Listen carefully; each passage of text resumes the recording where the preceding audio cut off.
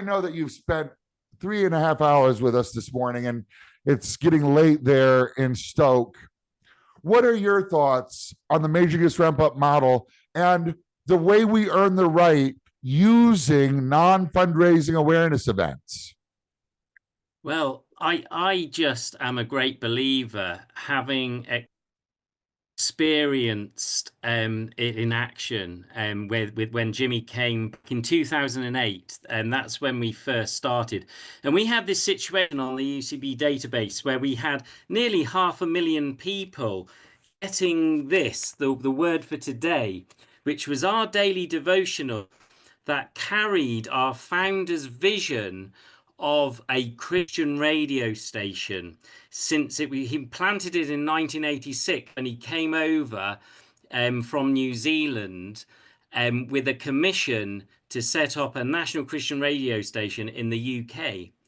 And 22 years later, he was still holding on to the vision, and he had a support of 500,000 people on the database.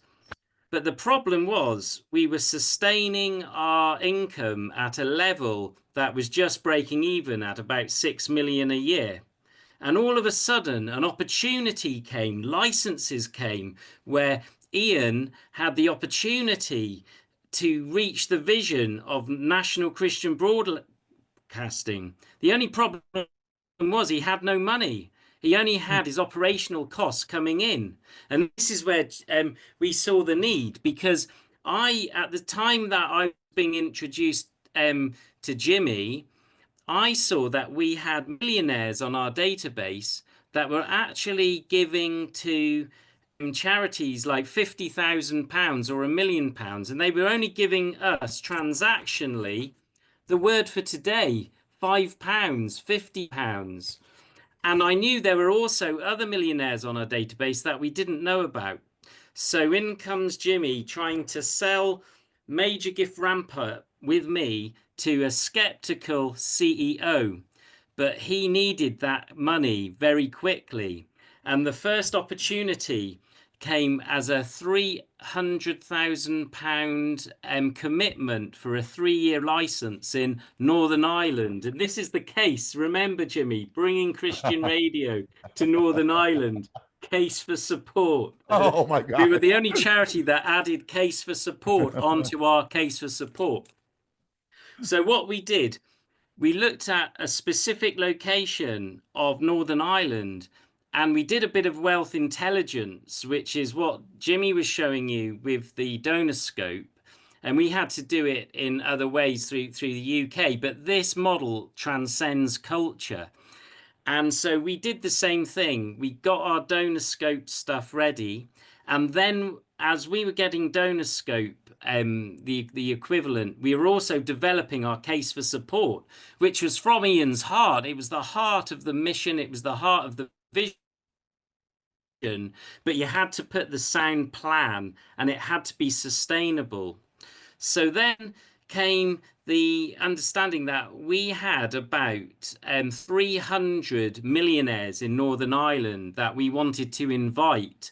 And we hired Stormont. We planned months in advance, and with a singer, we had the mission.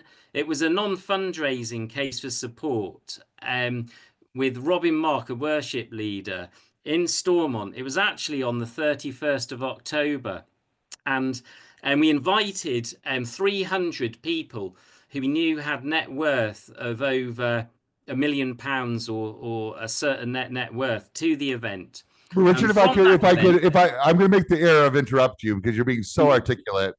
As it relates to the creative, inviting individuals in Northern Ireland to Stormont would be the equivalent of inviting individuals in the US to the floor of our Congress. This was a very high invitation. And programmatically, you've got Jimmy LaRose here, a New Yorker from America. And by the way, they saw me coming for 1,000,000 miles. You know, this hack from America.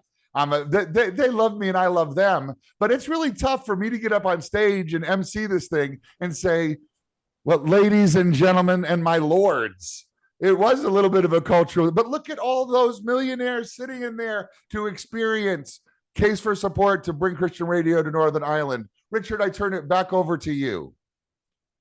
Yes, so it was a process of the self-qualification. So those who came were the ones who really wanted to be there and was really interested.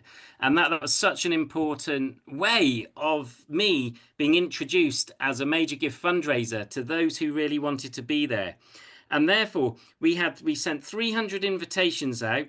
We had 80 people come, which represented 45 giving units, families, and that was enough to kickstart our program of major gift fundraising at UCB.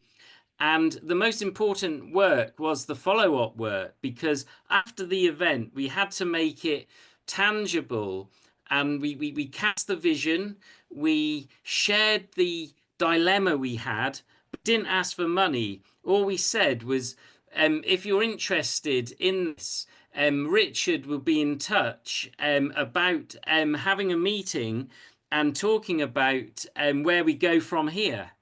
And therefore, the next few weeks after the event, I was on the phone arranging meetings in hotels. We had a hotel based in Belfast that I would fly out to and invite, set up meetings depending on the wealth and the significance of the meeting. I would sometimes invite the CEO, I would invite the director of communications at the time, or I would go myself, depending, and within 90 days and maybe 30 to 40 meetings, we'd raised £300,000 in cash and pledges and kick-started our major donor campaign.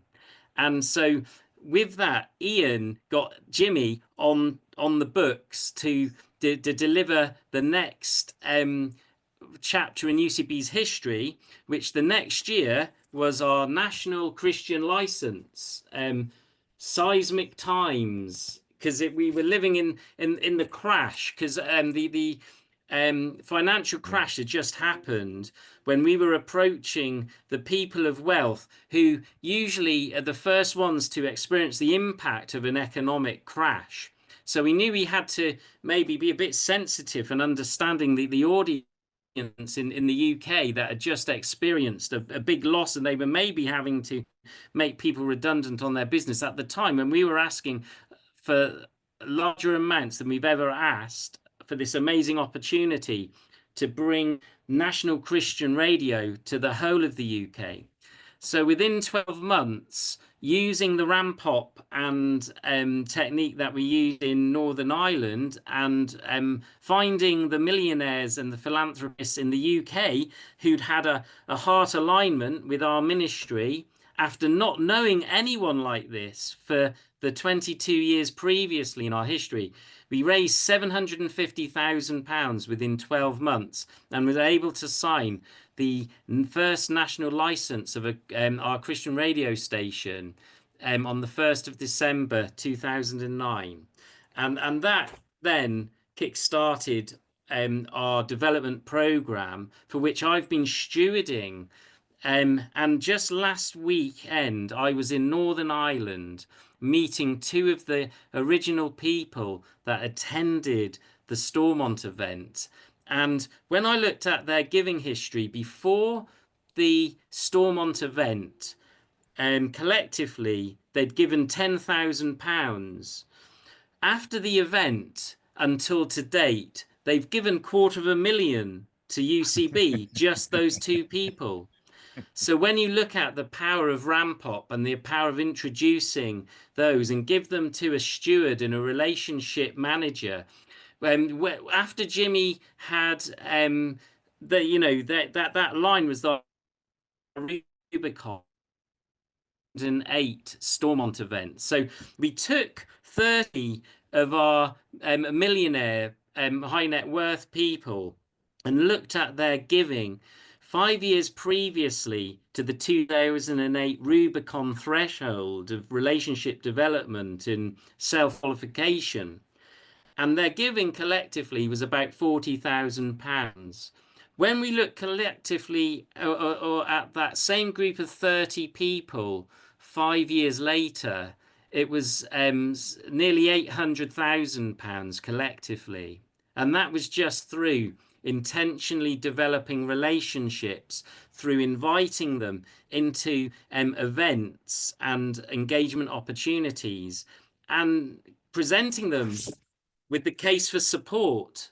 The case did the work, and it made it easy for us. So it works, everyone.